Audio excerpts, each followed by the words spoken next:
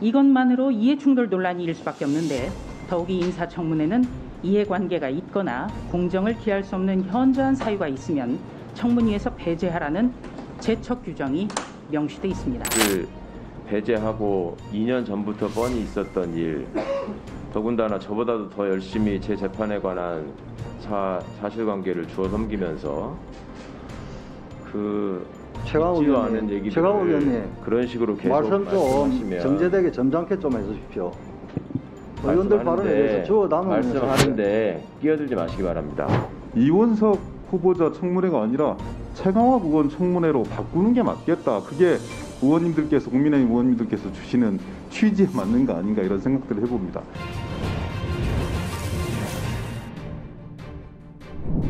그런데 오늘 이 자리에 인사청문위원으로 참석하는 것이 매우 부적절한 분이 있어 말씀을 드리지 않을 수 없습니다. 법사위원님들 모두 다 잘 아시다시피 여기 계신 한 의원님은 3건의 중대 사건의 피고인이 된 이후에 법사위를 지원했습니다. 이것만으로 이해충돌 논란이 일 수밖에 없는데 더욱이 인사청문회는 이해관계가 있거나 공정을 기할 수 없는 현저한 사유가 있으면 청문위에서 배제하라는 제척 규정이 명시돼 있습니다. 최강욱 의원님에 대한 이해충돌 관련돼서 여당 의원님들께서 계속 이야기를 해주시고 계십니다.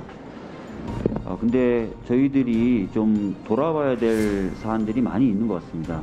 그동안 법사위에는 수사를 받거나 또는 경우에 따라서는 재판을 받고 있는 의원님들이 다수 참여를 하셨고, 그런 와중에서 뭐 법원이나 검찰에 대한 질의라든지 또는 자료 제공 요청이라든지 이런 것들도 늘 이루어져 왔던 바입니다. 특히 오늘 인사청문회법에 조수진 의원께서 17조를 이야기를 하셨는데, 지금 우리 검찰총장 후보자와 최강욱 의원의 같은 경우에는 이미 기소를 해서 검찰 손을 떠났습니다. 지금에 와서 최강욱 의원이 검찰을 지휘하고 있는 후보자에게 무슨 이야기를 한들 그게 이해관계가 충돌을 하겠습니까?